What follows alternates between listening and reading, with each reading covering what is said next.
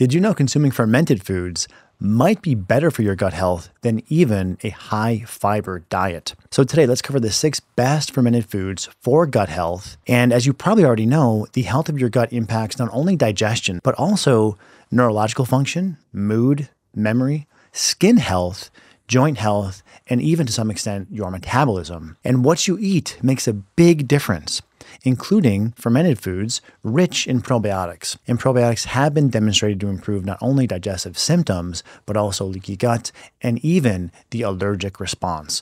So let's detail today the 6 best foods and how to use them. Fermented foods are foods made with beneficial microbes. And I say microbes because it's not just bacteria.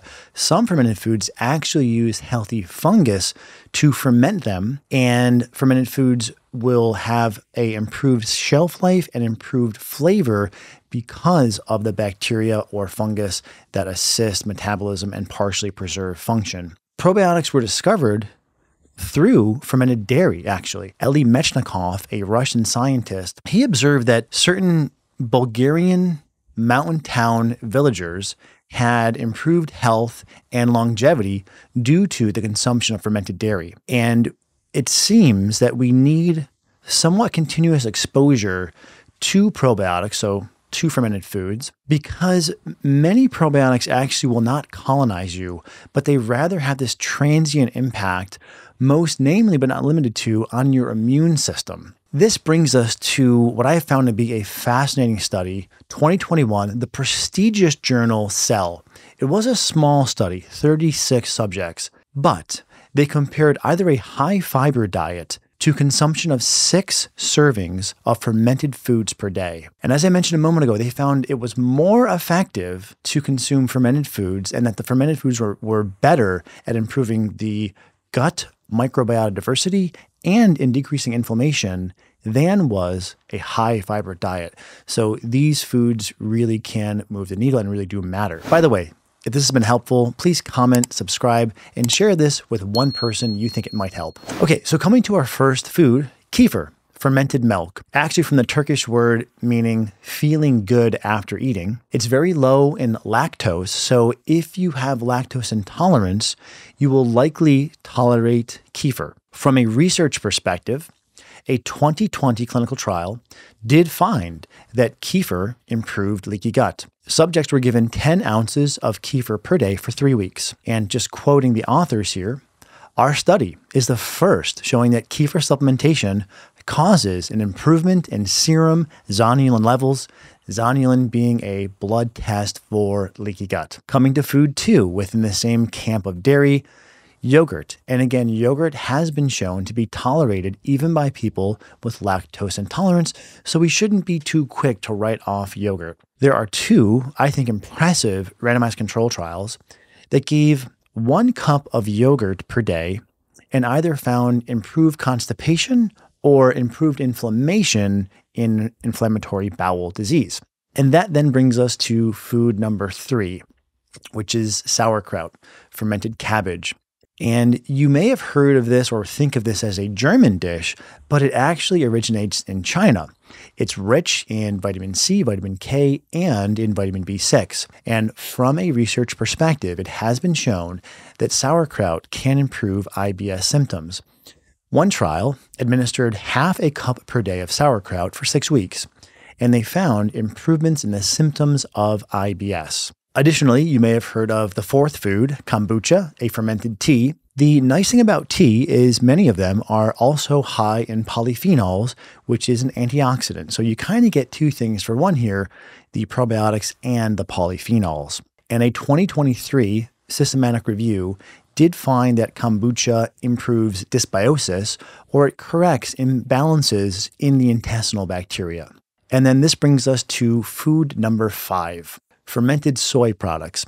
Soy contains isoflavones, which are antioxidants and anti-inflammatory.